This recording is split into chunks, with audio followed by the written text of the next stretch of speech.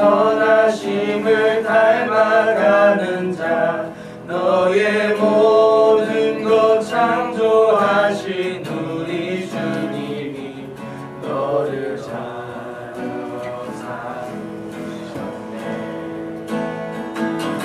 하나님 사랑의 눈으로 너를 어느 때나 바라보시고 하나님 인자한 귀로서 언제나 너에게 기울이시니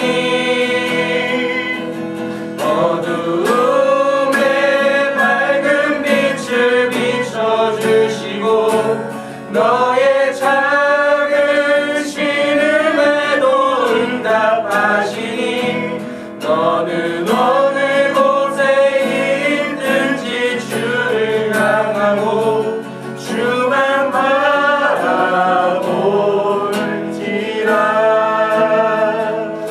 하나님 사랑의 눈으로 너를 어느 때나 바라보시고 하나님 인자한 귀로서 언제나 너에게 기울이시니 어두움에 밝은 빛을 비춰주시고 너의 작은 신음에도 응답하시니 너는 어느 곳에 있든지 주를 향하고 주만 바라볼지라. 주만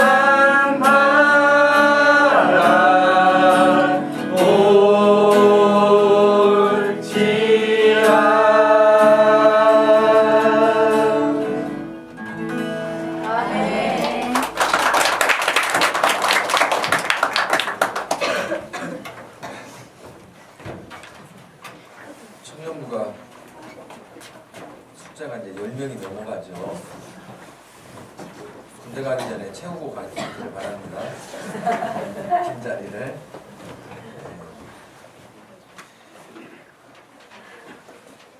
오늘 우리에게 주시는 하나님 말씀은 디모데전서 1장 15절에서 17절 말씀.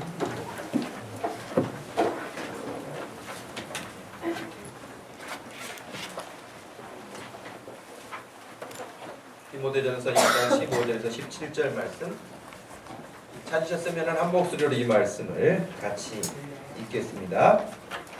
미쁘다 모든 사람이 받을 만한 이 말이여 그리스도 예수께서 죄인을 구원하시려고 세상에 임하셨다 하였도다. 죄인 중에 내가 죄수니라. 그러나 내가 긍휼을 입은 까닭은 예수 그리스도께서 내게 먼저 일체 오래 참으심을 보이사 후에 주를 믿어 영생 얻는 자들에게 돈이 되게 하려 하심이라. 영원하신 왕 곧 썩지 아니하고 보이지 아니하고 홀로 하나이신 하나님께 존귀와 영광이 영원 무궁하도록 있을지어다. 아멘.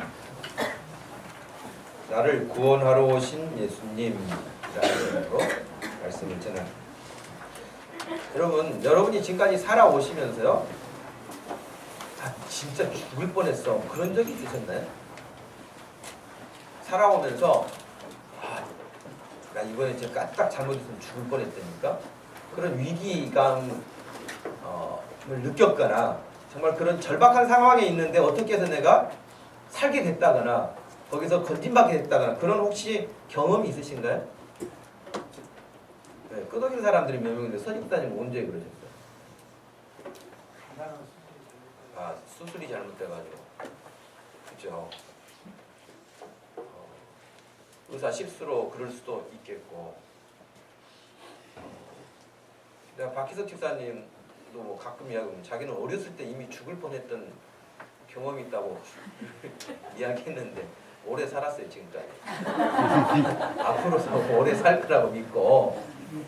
예, 사람이 생각지 않은 일로 인해서 여러분 하는데 문제는 뭐냐면 우리가 예수님으로 인해서 정작 구원받았다는 사실에 대해서는 실감을 못하거나 덜하거나 그런다. 그래서 제가 여러분 조금 긴박감을 가지라고 영상을 하나 제가 보여드리려고 그러는데요.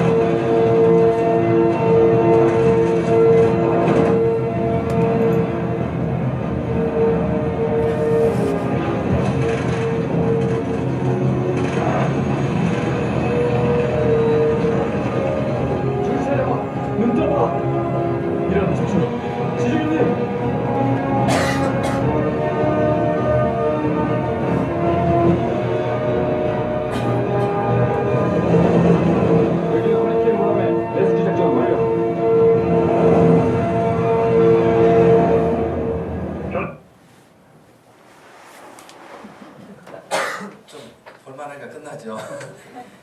여러분 영화 보시면 이런 구출작전 영화를 많이 보시면 굉장히 긴박감에 긴장감도 있고 그럴 거예요.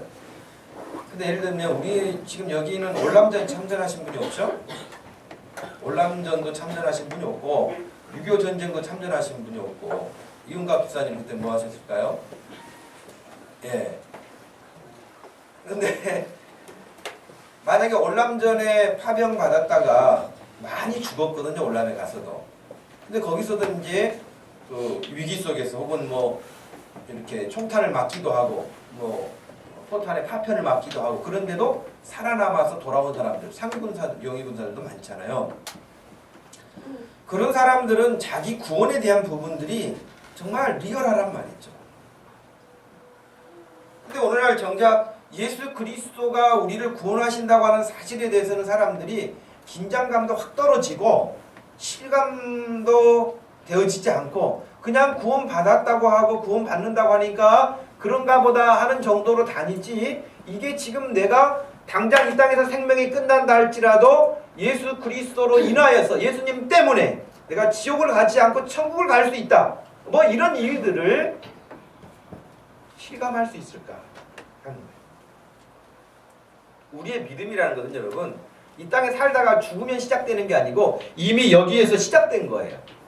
이미 여기서 예수 그리스도와 더불어서 시작된 거예요. 영원한 생명이 시작된 거예요. 그래서 우리가 죽음도 두려움을 갖지 아니하고 담대함을 갖는 것도 바로 그런 이유지요. 그런데 오늘 이제 말씀을 15절에서 17절까지 보았습니다마는 이 바울이라고 하는 사람이 디모데라고 하는, 어떻게 보면 오늘날로 말하면 젊은 목사님에 해당하죠. 젊은 목사님에 해당하는 이 디모데라고 하는 목사님에게 나이도 많은, 또 어떻게 보면 자기의 생활이 자유롭지 못하는 그런 환경에 있는 바울이라고 하는 사람이 편지를 보낸 거예요. 근데 왜 편지를 보냈냐면 지금 이제 이 디모데라고 하는 목사님이 이 편지를 받을 때 어디서 목회를 하고 있었냐면 에베소라고 하는 지역에서 목회를 하고 있었어요. 근데 에베소는 원래 사도 바울이 전도 2차, 3차 여행을 통해서 약 3년간 거기서 목회를 했거든요.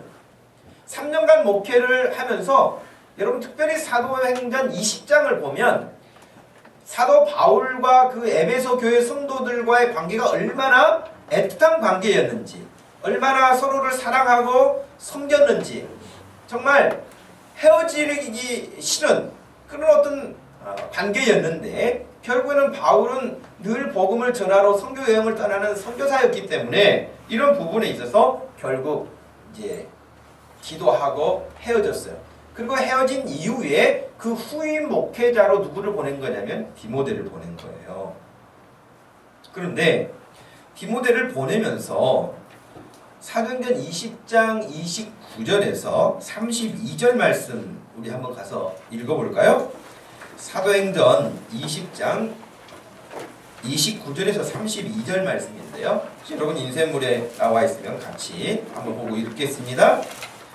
내가 떠난 후에 흉악한 이리가 너희에게 들어와서 그 양떼를 아끼지 아니하며 또한 너희 중에서라도 제자들을 끌어 자기를 쫓게 하려고 어그러진 말을 하는 사람들이 일어날 줄을 내가 아노니, 그러므로 너희가 일깨어 내가 3년이나 밤낮 쉬지 않고 눈물로 각 사람을 훈계하던 것을 기억하라. 지금 내가 너희를 주와 및 그 은혜의 말씀께 부탁하노니 그 말씀이 너희를 능히 든든히 세우사 거룩해 하심을 입은 모든 자 가운데 기업에 있게 하시리라 그랬습니다. 그러니까 바울이 이제 에베소를 떠나게 되면서 젊은 목사님인 디모데를 거기 보냈지만 보내면서 굉장히 마음에 부담감도 있었다는 거예요. 그게 뭐냐면은 내가 떠난 후에 흉악한 이리가 너희에게 들어와서 그 양떼를 아끼지 아니할 것이다. 그리고 예수님을 따르게 하는 것이 아니라 그 악한 것이 자기를 따르게 할 것이다. 그러니 내가 3년 동안이나 밤낮 너희들에게 말씀을 가르쳤던 것을 잊지 마라. 그렇게 했거든요. 근데 여러분 지금 에베소 교회는 지구상에 없어요. 지금 없거든요. 어찌 됐든 간에. 지금 없는 게 아니라 아예 오래전에 없어졌어요. 예를 들면 우리나라에도 북한 지역, 평양 대표적인 곳이 평양인데, 평양이 이쪽 우리 남쪽보다 훨씬 신앙생활을 뜨겁게 잘하던 사람들이거든요. 근데 지금 정치적으로 선전하기 위해서 세우는 뭐 봉수교회라든지 이런 정치적인 교회 한두 군데 있는 것 말고는요, 북한 지역에는 공식적으로 교회가 없습니다.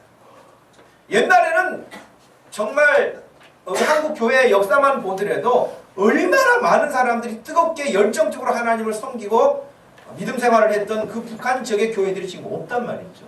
그러니까 교회라고 하는 것이 계속 있는 게 아니에요. 없어져요. 그러니까 사도 바울이 지금 염려했던 것도 그거란 말이죠. 내가 떠난 이후에 아주 악한 영들이 너희에게 공격해 들어올 것이다.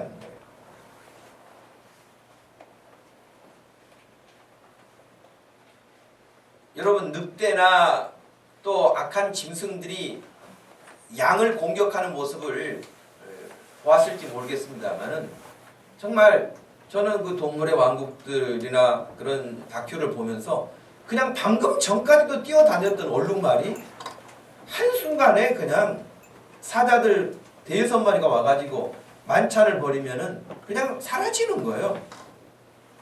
방금 그 앞에 있었던 말인데, 얼룩말인데, 말만 그런 거 아니라 다른 모든 것도 마찬가지죠. 사탄은 우는 사자와 같이 삼킬 자를 늘 찾고 다닌다 그랬어요. 그러니까 여러분 영적으로 깨어있기 바랍니다. 영적으로 누구를 공격하겠어요? 기도하지 않고 좌울하는 사람 아주 표적 삼기가 좋잖아요. 저는 그 집에서 그 다큐 동물의 세계나 지오그래피나 이런 걸 자주 보는데 어쩔 때는 막 끔찍하기도 하고요. 짐승들의 세계는. 그리고 사람만큼 편하게 사는 동물이 없어요. 동물로 말한다면. 사람은요, 경찰도 만들어 놓고요, 군인도 만들어 놓고요, 보호도 하잖아요. 근데 여러분, 토끼나 사슴이나 이런 애들이 경찰이 있는 거 봤어요? 걔네들은 늘 살면서 불안해요. 제가 보니까 사슴은 한 번도 마음 편하게 밥을 못 먹는 것 같아요. 한번 풀 뜯어먹고 귀 쫑긋 세우고 한번 뒤 돌아 사방대 살피고 그렇게 먹으니 어떻게 그래서 살이 안 찌는 것 같아 사슴은. 사슴만 그런 게 아니라요. 모든 약한 동물들이 다 그렇습니다. 그런데 사람은 그래도 아주 여유롭기도 하고 편안하기도 하고 보장을 받고 안전하게 식사도 하고 생활을 하기도 하죠. 그런데 사자들이 막 자기들끼리 때는 서열 때문에 싸우기도 했다가도요. 사냥을 할 때는 아주 공격을 하기 위해서 이렇게 편성을 해요. 그래서 이쪽에 숨어 있는 애, 매복해 있는 애, 그 다음에 이쪽에 가가지고 공격하는 애. 그래서 이렇게 예를 들면 얼룩말만 하더라도 얼룩말이 많이 있으면 얼룩말 무늬가 이렇게 있으니까 얼룩말들이 모여 있으면 얘들이 헷갈려가지고 잘 못 잡는데요. 그래서 그 중에 한 마리를 따로 떼내는 거예요. 그러니까 아예 처음부터 공격이 이 많은 말을 다 잡으려고 하는 게 아니라 가운데 뛰어들어가 가지고 한쪽으로 도망가는 애를 만드는 거예요. 그리고 걔를 공격하는 거예요. 그래서 여러분 교회 공동체도 마찬가지예요. 여러분이 교회에서 같이 기도하고 같이 예배하고 같이 은혜 생활하고 이 일에 늘 마음을 같이 해야지 여러분이 혼자 은혜 받겠다고 이렇게 빠져나오잖아요. 그러면 공격 대상이 돼요. 절대적으로. 교회 공동체는 혼자 신앙생활을 하는 게 아니에요. 교회라는 것 자체가 복수예요. 단수일 수 없어요. 그렇기 때문에 철저하게 앞에서 목자가 이끄는 지도를 따라서 여러분들이 일체 같은 마음을 가지고 갈 때는 공격 대상이 되지 않습니다. 절대 공격 대상이 되지 않아요. 근데 여러분이 어떤 이유가 됐든지 간에 목사님 몰래, 순장님 몰래, 누구 몰래 자기가 뭔가를 하는 사람들은 사단의 1차 표적이에요. 틀림없어요. 그러니까 지금 사도 바울이 에베소 교회를 애정을 가지고 그 바쁜 선교사님이 3년이나 거기서 가르쳤으니 목회를 했으니 얼마나 애착이 있겠어요. 사랑스럽고. 근데 계속 있을 수 없는 환경, 떠나야만 하는 환경. 근데 떠난 이후에 공격이 들어올 것을 상상을 하니 너무 마음의 부담감이 커서 거기에 그래도 자기가 믿음이 신실하다고 생각하는 디모데를 보내서 교회를 섬기게 했던 것이죠. 그래서 디모데 전서, 디모데 후서 이 서신을 목회서신이라 그렇게 말하거든요. 목회서신이라 하는 그 말은 디모데에게 네가 교회에서 어떻게 말씀을 가르쳐야 할지 또 직분자는 어떻게 세워야 할지 그리고 너의 믿음 자체는 어떻게 경건 훈련을 해야 하는지 영적으로 어떻게 깨어 있어야 하는지 이런 자상한 내용들을 구체적으로 다 가르쳐 준 것이 디모데 전서이고 후서란 말이에요. 그래서 이제 흔히 목회서신이라 이렇게 표현하기도 합니다. 그러니 교회 직분을 세우는 일도 굉장히 중요한 거예요. 우리 교회도 뭐 1년마다 서리 집사를 이렇게 세우기도 하고 이제 내년에 권사 안수 집사 이렇게 임직자를 세우려고 준비하고 있습니다만은 그 일꾼을 세우는 것이 왜 중요하냐?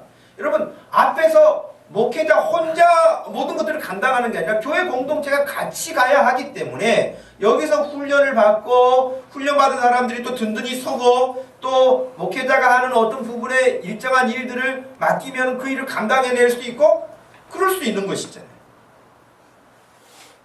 혼자 지키고 있는 거하고 10명이 지키고 있는 거하고는 다르지 않겠습니까? 그러니 여러분 교회에서 직분에 대한 어떤 훈련을 할 때는 나는 부족해 이런 거짓말 하지 마시고 그냥 철저히 거짓말이라고 생각해요.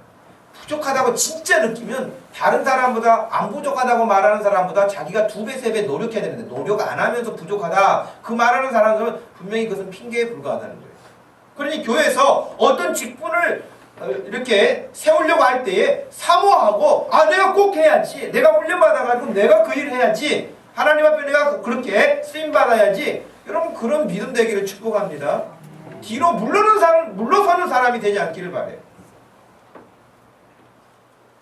예를 들면 뭐 청년들도 이제 10명이 넘어가니까 내년에는 회장을 누구 세워야 되겠다. 그럼 누가 해야 되겠냐 수용아? 회장을?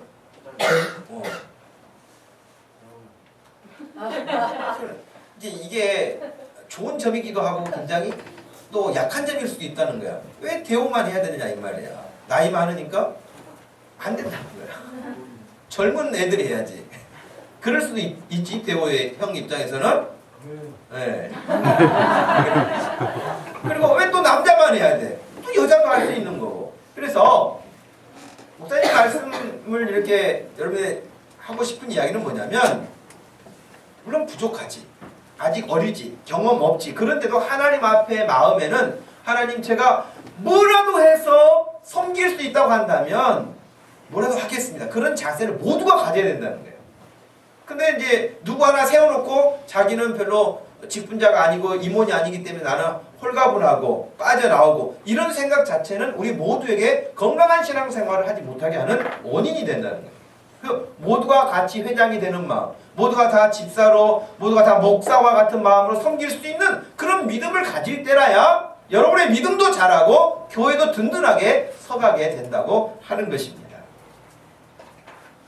그러니까 오늘 사도 바울이 디모데에게 교회를 섬길 때에 가지고 있어야 될 여러 가지 일들이 있지만, 그 전했던 메시지 가운데 우리가 읽었던 15절에서 17절 중에 몇 가지 단어만 생각해 보려고 합니다. 첫 번째는 뭐냐면 15절 말씀, 미쁘다 모든 사람이 받을 만한 이 말이요 그랬거든요. 이 미쁘다라는 말, 우리는 일상생활에서는 잘 안 쓰는 단어예요. 그렇죠? 미쁘다는 말이 뭐 이쁘다는 말인가? 어감상 그렇게 생각할 수도 있거든요. 근데 여러분, 미쁘다라고 하는 말은 믿음직스럽다, 신실하다, 진실하다, 충성스럽다, 이런 같은 의미가 다 들어가 있는 말이 미쁘다라는 뜻이에요. 그런데 히브리서 10장 23절에서 25절 말씀에서도 보니까 이 단어가 쓰여 있는데요. 또 약속하신 이는 미쁘시니 그랬어요. 우리가 믿는 도리의 소망을 움직이지 말며 굳게 잡고 서로 돌아보아 사랑과 선행을 격려하며 모이기를 패하는 어떤 사람들의 습관과 같이 하지 말고 오직 고난의 그날이 가까움을 볼수록 더욱 그리하자. 그랬을 때도 약속하신 이는 미쁘시라. 그랬을 때 우리 예수님은 진실하신 분이다, 신실하신 분이다, 틀림이 없는 분이다, 그런 의미죠. 원래 기록되어 있는 헬라어 이 신약 성경에는 이 미쁘다라는 그 말을 쓸 때에 피스토스라고 하는 단어를 써요. 그래서 피스토스, 피스톤, 피스텐 이런 어떤 그런 그 문장 구조에 따라서 약간씩 다르게 씁니다만은, 그러나 이 모든 것들이 충성되다. 여러분 잘 아는 마태복음 25장 달란트 비유에서도 5달란트를 더 남겼던 종, 2달란트를 더 남겼던 종들에게 주님이 그렇게 말씀하셨어요. 착하고 충성된 종아, 네가 작은 일에 충성하였으며. 그럴 때 그 충성한다 그런 말을 쓸 때도 이 피스토스라는 말을 써요. 그러니까 같은 뜻이에요. 신실, 미쁘다는 말은 그런 신실하다, 충성스럽다, 진실하다 그런 뜻이거든요. 골로새서 4장 7절 말씀에서도 두기고가 내 사정을 다 너희에게 알려주리니 그는 사랑받는 형제요 신실한 일꾼이요 그랬거든요. 신실한 일꾼, 같은 뜻으로 우리가 번역할 수 있습니다. 그러니까 지금 바울이 하고 싶은 이야기의 주 내용이 뭐냐면 지금 15절에서 미쁘다 모든 사람이 받을 만한 이 말이요. 근데 지금 내가 너희에게 전한 이 말이 진실하다, 신실하다, 믿을만하다, 귀하다 그런 의미가 들어가 있는 거거든요. 근데 그 내용이 뭡니까?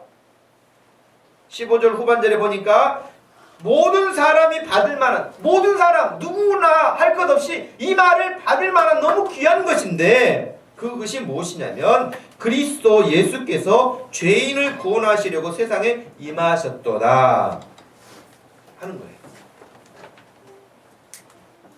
예수님이 이 땅에 죄인들을 구원하시기 위해 오셨다고 하는 이 말이 진실하다. 정말 여러분 이건 누구라도 다 받을 만한 말씀이다. 그런 뜻이거든요. 마가복음 2장 17절 이하에 보면은요. 예수께서 들으시고 그들에게 이르시되 건강한 자에게는 의사가 쓸데없고 병든 자에게라야 쓸데있느니라. 나는 의인을 부르러 온 것이 아니라 죄인을 부르러 왔노라.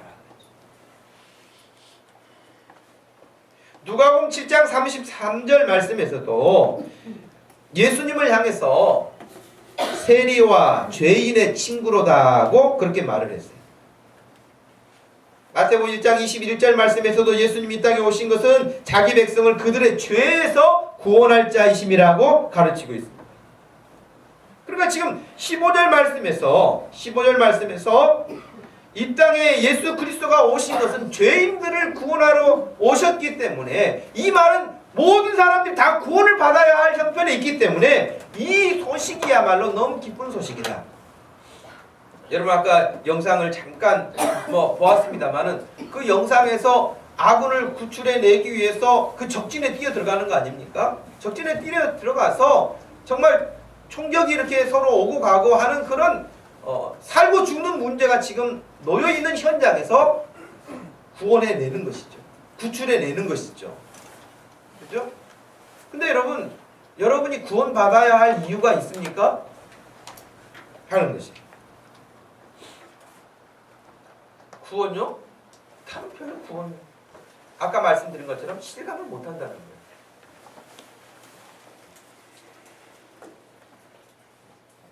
왜냐? 왜 실감을 못하냐?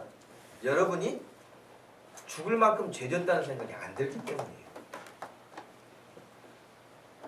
여러분 지금 여기 계신 여러분들이 지금 생각할 때 여러분이 죽을 만큼 지금 큰 죄를 지은 것 같아요?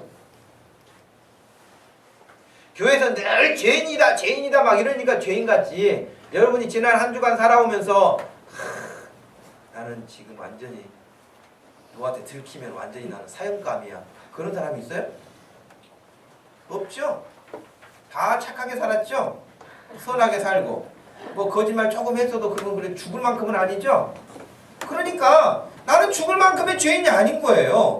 근데 교회만 오면 그냥 나를 못된 사람 만들어가지고 죽을 놈, 죽을 죄인 막 이렇게 이야기하니까 좀 반감도 생기고요. 느낌이 덜할 수도 있다는 거예요. 근데 여러분들이 확실히 악한 죄인이라는 사실이 있어요. 여러분들이 생각할 때는 그냥 선하게 살고 큰 죄 안 저지르는 것 같은데도 여러분들이 확실하게 죽을 만큼의 죄를 저질렀다라고 하는 사실은 여러분이 죽는다는 사실이에요. 여러분 그런 죄를 안 저질렀으면 여러분이 사형 선고를 받은 적도 없어요. 하나님으로부터. 근데 여러분들은 이미 하나님으로부터 사형 선고를 받은 사람들인데, 왜냐하면 여러분들 반드시 죽잖아요. 안 죽어요? 여기서 누가 제일 오래 살까요? 하는 말은 참 그래도 은혜가 되지만, 여기서 제일 누가 빨리 죽을 것 같아요, 여러분. 그러면은 별로 기분이 안 좋죠? 그죠? 근데 여러분, 연세가 많다고 해서 빨리 죽고, 젊다고 해서 오래 사는 거 아니에요? 절대적으로. 근데 분명한 것은, 너나 할 것 없이 여기 있는 사람이 100년 후에 우리 한번 모입시다 할 때 나올 수 있는 사람이 누가 있겠냐고요, 100년 후에.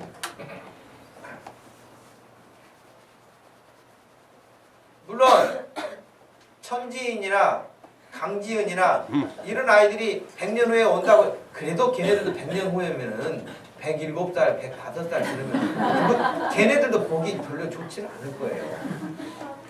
100년 후면. 저와 여러분들은 말할 거 없고요. 서로 안 보는 게 은혜지. 150살 넘어가지고 여러분 거의 괴물 수준의 어떤 모습을 하고 나타나면 어떻게 되겠어요? 그러니까 다 죽고 없단 말이에요. 없어요. 죽음이라고 하는 것이 온다는 사실은 죄 때문에 죽는다고 성경에 나와 있고 그 죄값으로 죽는다고 돼 있거든요. 그러니까 여러분들이 날마다 평상시에 선하게 사는 것 같고 별 문제 없이 사는 것 같은데 여러분 죽을 수밖에 없는 죄 가운데 있는 사람들이에요. 그런데 바로 거기에서 우리를 구원해 내시려고, 그 죽음에서, 저주에서, 멸망에서 우리를 건져내시려고 예수님이 오셨다는 거예요. 이 소식은 누구라도 들어야 될 소식이라는 거예요. 이 사실은 누구라도 알아야 된다는 거예요. 이건 믿을 만한 사실이고 소식이라는 거예요. 여러분 그 영상에서 구원하러 왔지만, 구출하러 왔지만 실수하는 경우도 많아요. 영화에서는 여러분 정말 안타깝게 죽어가는 사람도 있고 구출받는 사람도 있지만은 실패하는 작전들이 얼마나 많습니까? 그러나 예수 그리스도는 이 땅에 오셔서 한 사람도 놓치지 않고 누구라도 예수 그리스도의 이름을 부르면 구원받을 수 있도록 길을 열어놓으신 분이에요. 그러니 우리 주님의 이름을 부르시기를 바랍니다. 여러분 주님을 찬양할 때도 힘있게 찬양하고 즐겁게 찬양하고 하나님 앞에 그렇게 영광을 돌려야 되는 것이에요. 그러니까 두 번째 질문이 뭐냐면 누가 죄인이냐는 거예요. 누가 죄인? 누가 죄인인가? 라고 했을 때 오늘 본문 말씀 15절 말씀에서 그랬잖아요. 죄인 중에 내가 괴수니라.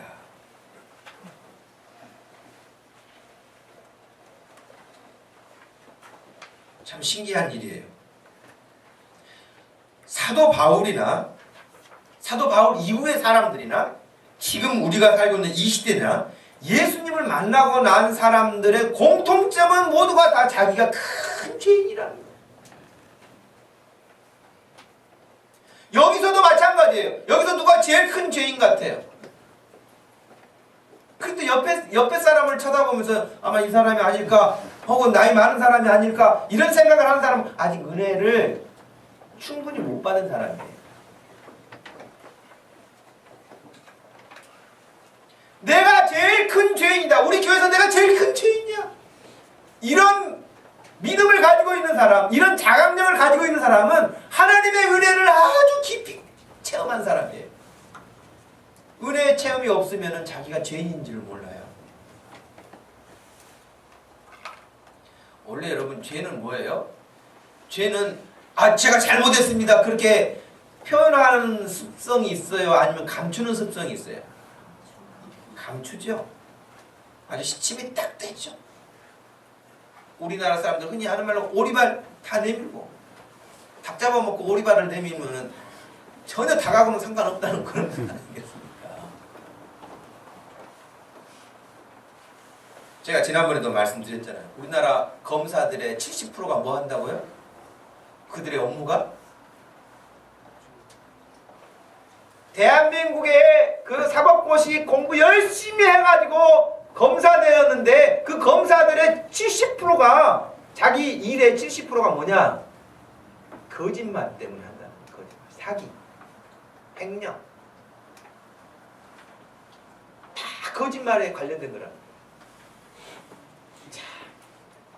참 희한한 세상이 사회 구조가 공부 그렇게 많이 해가지고 하는 일이 거짓말하는 사람들 그거 이게 진짠가 이게 가짜인가 그걸 분별하는 일에 그 에너지를 다 쓰는 거예요.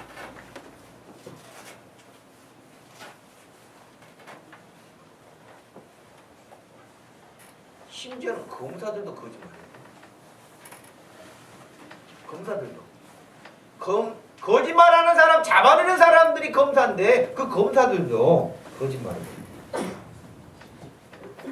2년 전에 한상대 검찰총장이 국민 앞에 대국민 사과를 했는데 그때 무슨 일 때문에 그랬냐면은 다단계 사기범이었던 조이팔?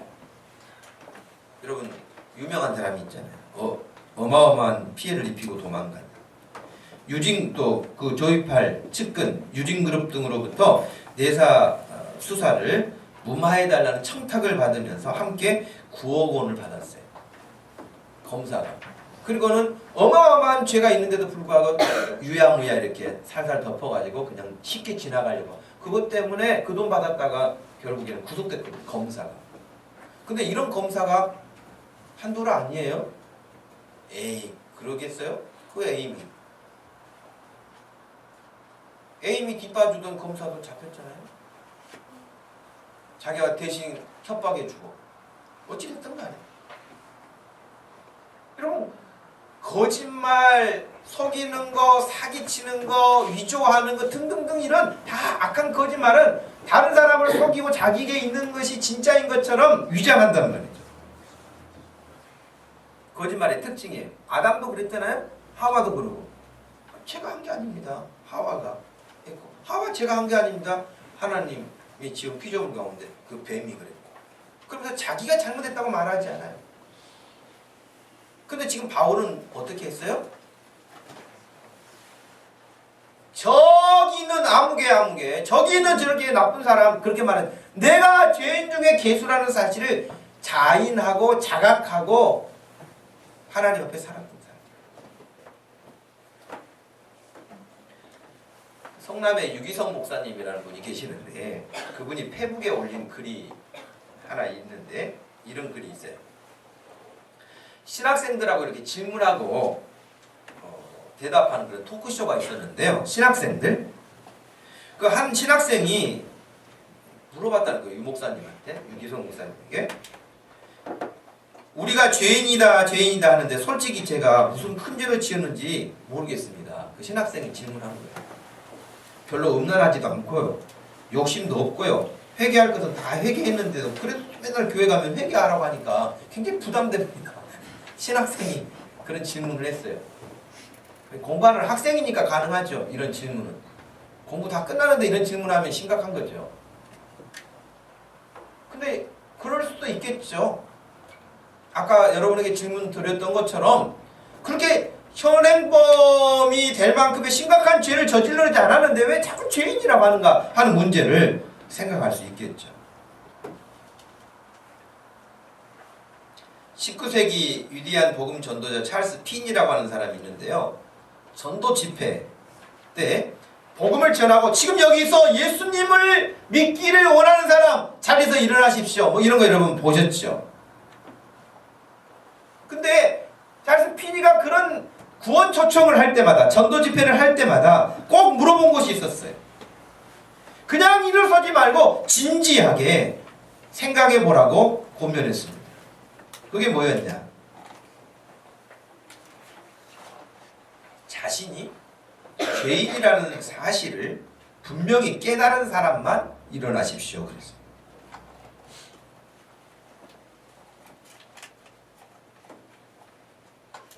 보통 전도 집회 때는요. 여기서 열심히 설교하고 여기서 자기가 예수님 믿기로 작정하겠다고 결심하는 사람들 자리에서 잠깐 일어나십시오. 그리고 이제 또 혹시 안 일어날지도 모르니까 다 눈 감으세요. 눈 감고 일어날 사람만 일어나세요. 그럴 때도 있거든요. 근데 찰스 핀이라고 하는 분은 그런 것을 개의치 않은 분이었기 때문에 일어난 사람들 중에서도 당신이 진짜 죄인이라고 생각한다면 서 있고 그렇지 않으면 앉으십시오. 의미 없다는 거예요. 그냥 아무 자기가 죄의 의식도 자각력도 깨달음도 없이 그냥 구원 초청하니까 그 자리에 일어났다가 기도하면 아멘하고 그렇게 해서 의미가 없다는 것이에요. 저는 마찬가지예요. 이 시간에도 여기는 여러분들이 바울처럼 내가 죄인 중에 괴수입니다 라고 하는 자기 죄의 자각 능력을 가질 수 있는 그런 센서가 있어야 되는데 그 센서가 작동을 하지 않는다면 여러분 신앙생활 하면서도 교회 가면 맨날 죄인이라고 한다는 그런 생각에 젖어 있기도 마찬가지일 것입니다. 근데 왜 사람들이 요즘에 죄를 죄로 여기지 않고 자기 자각 능력이 없는가 하는 것은 그만큼 둔감해진 거예요. 둔감해졌어요. 옛날 어르신들은요 작은 것만 해도 그냥 하나님 앞에 무릎 꿇고 그냥 통곡을 하면서 기도했는데 요즘에는 너무 담대해져 가지고요 죄도 아니야. 요즘에는 죄도. 저는 이제 내년에 우리 교회가 이 신앙생활의 가장 본질적인 부분들을 좀 붙잡아야 되겠다 하는 것 가운데 하나가 뭐냐면 주일성수예요. 주일성수. 주일날 예배 한 번 드리고 그냥 끝나는 것이 아니에요. 주일이 여러분. 주일을 온전하게 하나님과 함께 지내면서 하나님께 드리는 시간이고 우리의 영적에 충분한 영양을 공급받고 휴식을 취하고 하나님이 주신 새로운 삶으로 출발하는 것인데 예배 한 번 드리는 것으로 그냥 끝나는 거예요. 그래서 저는 내년에는 우리 청년들도 주일에는 알바를 다 금지시키려고 해요. 그럼 목사님이 뭐 알바비 주시려고요? 알바비를 주는 것이 아니라 하나님이 주신 영적인 복을 누릴 수 있도록 하나님은 영적인 복만 주시는 게 아니라 물질의 복도 주시는 분인 것을 저는 믿습니다. 주일날 알바하는 것, 주일날 찻집에 가는 것, 주일날 어쩔 수 없이 써야 할 돈을 써야 할 그런 순간도 있어요, 여러분. 그러나 아무 의식 없이 주일날 일반인들, 예수 믿지 않는 사람들과 똑같은 방식으로 사는 거, 우리는 그건 지양해야 돼요. 그래서 하나님 앞에 지금 옛날에는 작은 것도 하나님 앞에 너무너무 죄송해하고 통곡하고 회개하고 그랬는데 요즘에는 아주 간들이 커지고 둔감해지고 죄로 여기지도 않아요. 저는 왜 그럴까 생각해 봤어요. 왜 사람들이 이렇게 둔감해졌을까요? 생각해 봤더니 성경을 읽는 거예요. 저는 목사여도요. 여러분 목사가 뭔 큰 죄를 저지르고 살겠습니까? 어떻게 보면 일반적인 도덕이나 윤리나 규범을 봤을 때 뭔 큰 죄를 저지르고 제가 여러분들 다 직장 갔을 때 몰래 어디 도둑질하러 다닙니까? 사기치러 다닙니까? 그러지 않는단 말이죠.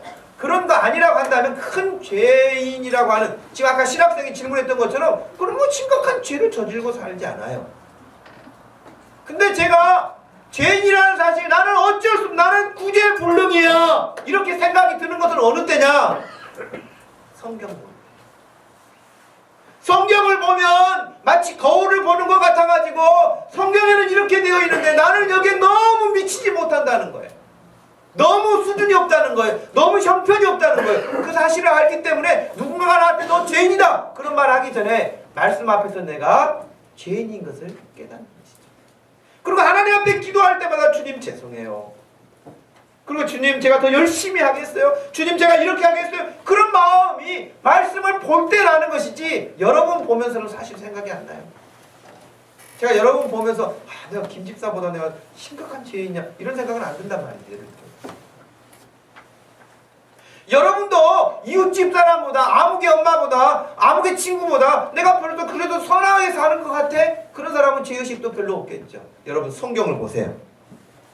성경을 보면 우리가 한 군데 말씀을 찾아볼 필요가 있는데 히브리서 4장으로 가보겠습니다. 히브리서 4장.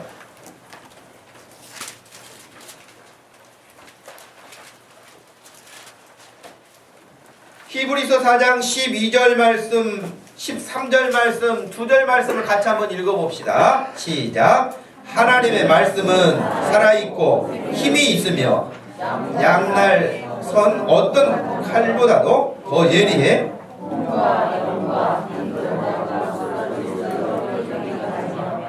마음의 생각과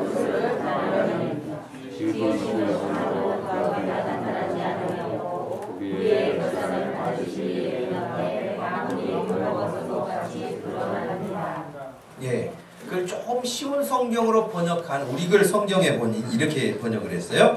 하나님의 말씀은 살아있고 힘이 있으며 양날 그 선 어떤 칼보다도 더 예리해 혼, 영, 관절, 골수까지 찔러 쪼개기까지 하며 마음의 생각과 의도를 분별해냅니다. 그러므로 어떤 피조물이라도 하나님 앞에 숨을 수 없고 오히려 모든 것은 우리에게서 진술을 받으실 그분의 눈앞에 벌거벗은 것처럼 드러나게 됩니다. 그랬어요.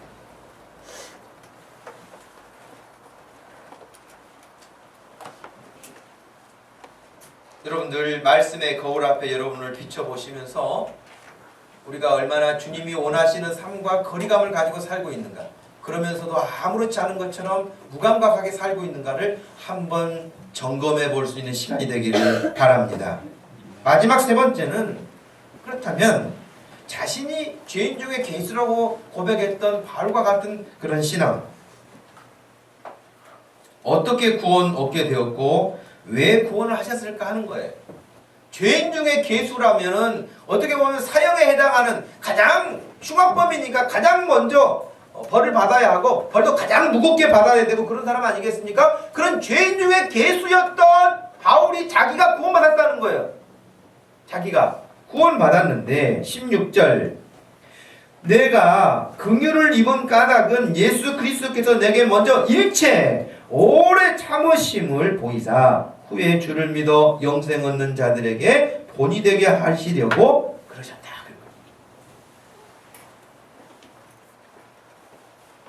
그런 죄인 중에 개수였던 바울이 구원받을 수 있던 유일한 길은 1절 하나님께서 자기에 대해서 참아주셨다. 여러분 부모가 자녀들 양육할 때 몇 번 정도 참을 것 같아요? 3번 참을 것 같아요? 은영아 너는 몇 번은 부모님이 참아주시는 거 아니? 그리고 부모님이 참으실 만한 일이 없니? 부모가 자식 키우는데도요 정말 셀 수도 없이 참아야 돼. 참을 이제 3번이요. 3번이 문제겠습니까? 얼마나 참아야 하는지. 여러분 인간 되는 거 쉬운 일이 아니에요. 여러분 밥만 먹고 사람 되는 게 아니고 여러분이 사람다운 사람 되는데 부모가 여러분들 먹여주고 입혀주고 돈 대주고 다 해주면서도 뭔 잘못했다고 부모님이 얼마나 또 참아야 되는지 어릴 때는 알고 있으면서도 모른 척 해줘야 되고 속이 쓰려도 또 참아야 되고 속이 상해도 그런 일들이 얼마나 많아요. 그래서 여러분이 되는 거지 여러분이 스스로 오늘날 갑자기 하늘에서 뚝 떨어져가지고 성인이 되는 게 아니에요.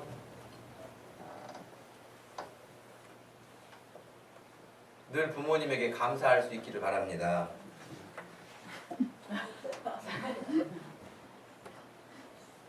청년들 아멘 하시기 바래요. 부모에게 감사하시기 바랍니다.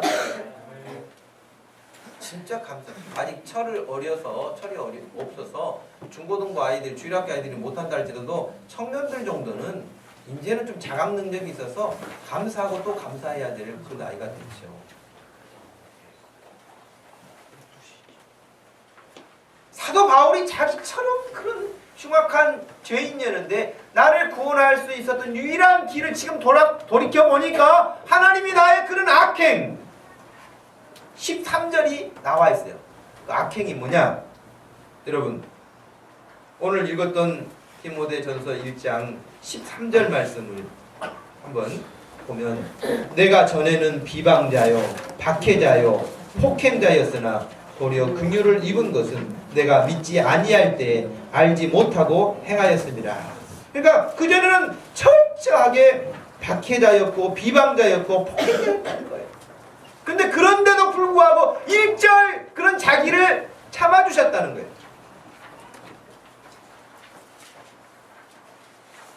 마태복음 26장 57절 예수를 잡은 자들이 그를 끌고 대제사장 가야바에게로 가니 거기 서기관들과 장로들이 모여 있더라. 66절 너희 생각은 어떠하냐 대답하여 이르되 그는 사형에 해당하니라 하고 이에 예수의 얼굴에 침 뱉으며 주먹으로 치고 어떤 사람은 손바닥으로 때리며 이르되 그리스도야 우리에게 선지자 노릇하라 너를 친 자가 누구냐. 이런 아주 못된 일을 예수님을 뒤에서 막 주먹으로 때리고 그러면서 누가 때렸는데 맞춰보라는 거예요. 네가 선지자라며 잘한다며 이런 조롱과 비아냥과 말로 다 할 수 없는 그 일을 예수님에게 퍼부어댔어요. 그런데도 예수님이 이런 모든 일이 어떻게 하셨다고요? 일체 오래 참으시고 그 일을 바울이 어떻게 표현했어요? 자기가 너무 모르고 그랬어요. 13절 말씀에 내가 믿지 아니할 때 믿지 아니할 때 내가 예수님이 누군지도 모르고 예수님이 왜 그러셨는지도 모르고 1절 내가 알지 못했다.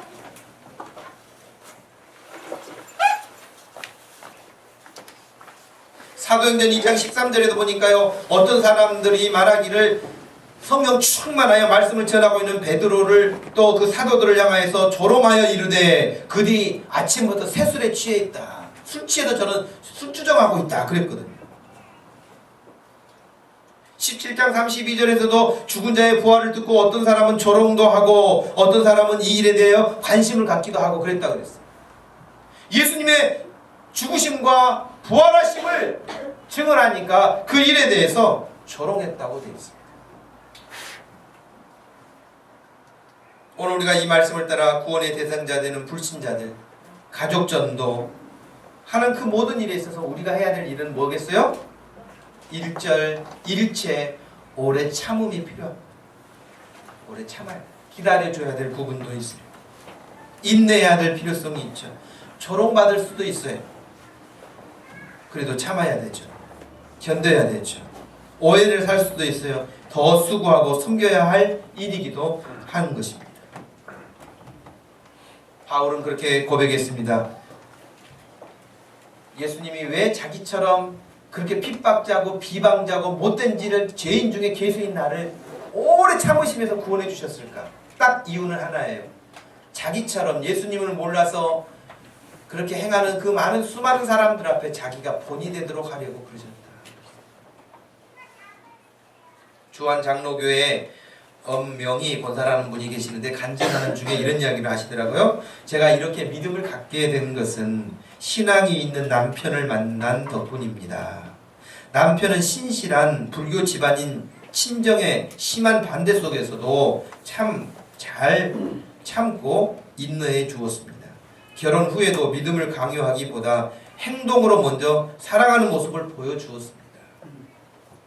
지금 생각해보면 남편이 저희 집을 전도하기 위해 십자가를 치고 많이 참아주었던 것 같아요. 정말 보잘것없는 저를 택하셔서 남편을 통해 저와 저희 가족이 구원을 얻을 수 있도록 하신 하나님께 감사드립니다 하는 그런 간증을 했는데, 여기서 보니까 먼저 믿음을 가졌던 남편이 일절 참으면서 말로 막 이렇게 하기보다 삶으로 바울처럼 본이 되게 하셨다는 그 본이 됩니다. 입으로 사랑하는 것이 아니라, 입술로 사랑하는 것이 아니라 삶으로 사랑한다고 하는 사실을 깨달을 수 있도록 그렇게 했다. 여러분이 가족 전도하기 위해서 아마 이웃 전도하기보다 더 어려울 것이에요. 그러나 그 가족을 위해서 더 헌신할 수 있기를 바랍니다. 여러분이 더 참으실 수 있기를 바랍니다. 여러분이 더 수고할 수 있기를 바랍니다. 여러분이 사랑으로 충분히 사랑의 영광로에서 녹아나듯이 상대방들이 그렇게 녹아나서 주 예수의 사랑이 그들에게도 철철 넘쳐 흐를 수 있는 그런 성령의 역사가 이번 성탄을 기다리고 있는 우리들의 가정에, 우리들의 이웃에 나타날 수 있기를 주님의 이름으로 축복합니다. 한번 기도하겠습니다. 기도할 때에 하나님, 정말 죄인 중에 괴수라고 했던 것은 바울만이 아닙니다. 저도 죄인이면서도 죄인인지도 몰랐던 그렇게 무식한 사람이고 무지한 사람입니다. 성경을 보지 않으니 내가 죄인 같지도 않고 다른 사람보다는 꽤나 윤리적으로 도덕성을 가지고 사는 것처럼 착각하고 있는 저의 모습은 아니었는지요. 하나님 아버지, 불쌍히 여겨주시고 나를 구원해 주셨으니 사도 바울처럼 제가 본이 되게 하시고 본으로 삼을 수 있을 만큼 성령께서 저희를, 또 내 자신을 붙들어 달라고, 또 내가 전도하고 싶어하는 가족, 이웃, 그 영혼들 앞에 내가 더 헌신하고 수고할 수 있도록 해달라고 같이 한번 소리내서 기도하겠습니다. 하나님 아버지, 고맙고 감사합니다. 이 아침에 저희들에게 귀한 시간을 주셔서 주의 말씀을 전하는 중에 사도 바울이 젊은 목회자였던 디모데에게 권면하는 말씀의 일부를 살펴보았습니다. 하나님 아버지, 어린 양과 같고 순전한 양과 같은 그 성도들을, 말씀으로 훈련받았던 그 성도들을 이리 때와 같이 공격해 들어올 그 악한 일들을 생각할 때에 더욱 무장하고 깨어있고 말씀으로 정말 준비되어 있지 않고서는 견딜 수 없는 일인 것을 미리 내다보고 디모데에게 고면했던 가르침 중에 하나님 아버지, 모든 사람이 받을 만한 예수 그리스도의 구원의 소식을 전하게 해주시고 뿐만 아니라 일절 참으심으로 인내해 주시고 사랑으로 나를 불쌍히 여겨주심으로 구원해 주셔서 다가오는 사람들 앞에 본으로 삼으셔서 그들 역시 구원받도록 하시기 위한 하나님의 섭리였음을 그가 깨달았던 것처럼 오늘 여기 모인 사람 모든 성도들의 삶이 이와 같이 바울처럼 되게 해주시고 바울과 같은 신앙의 모습을 본으로 삼게 해주시옵시고 따르게 해주시어서 하나님 아버지, 우리 주변의 가족과 이웃과 아버지 하나님의 전도하고자 하는 그런 동료들과 수많은 사람들에게 예수 그리스도의 복음이 힘있게 증거될 수 있도록 역사하여 주시옵시고 하나님의 나라가 더욱 힘있게 일어날 수 있도록 하나님, 우리 모든 이들을 들어 사용하여 주시고 쓰임받는 믿음 될 수 있도록 축복하여 주시옵소서. 하나님 아버지, 고맙고 감사합니다. 이 시간에 저희들이 주의 말씀을 대하면서 믿음의 사람들이 어떻게 살았는지, 바울은 어떻게 살았는지, 디모데는 또 어떤 상황에서 목회를 했는지 그리고 이 시대를 살고 있는 2014년 우리는 어떤 모습으로 살고 있는지, 바울이 예수님 믿고 한 번도 도둑질한 적도 없고 살인한 적도 없고 악한 일을 계획한 적도 없는데도 불구하고 그는 죄인 중에 자기 자신이 괴수라고 그렇게 고백하며 하나님의 은혜를 깨닫고 많은 사람들 앞에 예수 그리스도의 복음을 전하기 위해 안간 힘을 다 쓰며 살았던 그 믿음처럼, 하나님, 이 시대를 살면서 우리가 바쁘다, 힘들다, 지치다, 여러 환경들을 앞세워서 우리가 나약해지는 믿음이 되지 않고 이 모든 것들을 뛰어넘을 수 있는 그런 능력 있는 믿음의 소유자들이 다 되게 하여 주시기를 소원합니다. 성령으로 충만하게 해주시고 하나님의 은혜로 충만하게 해주셔서 하나님이 주시는 힘으로 거뜬히 모든 것들을 감당할 수 있도록 하시고, 아직도 주께 돌아오지 못한 가족들과 이웃들과 직장 동료들 앞에 나를 보루로 하나님 삼으셔서 쓰임받을 수 있도록 해주시고, 하나님의 나라가 더욱 힘있게 이루어져 갈 수 있도록 하시고, 아직도 주님 품으로 돌아오지 못한 가장 가까운 사람들을 향하여 애통해 하는 그 마음을 가지고 이번 12월을 지내며 이번 성탄을 준비하며 주님 앞에 함께 설 수 있게 하여 주시옵소서. 감사하신 예수님의 이름으로 기도하옵나이다. 아멘. 다 같이 자리에서 일어나셔서 260장을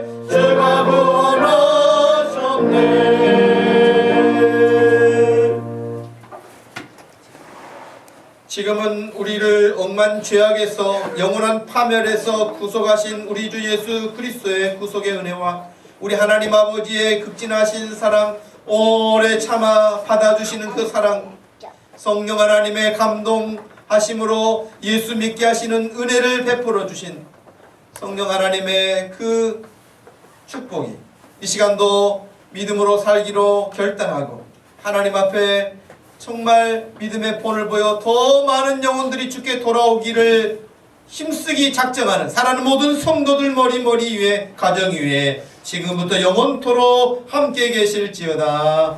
아멘.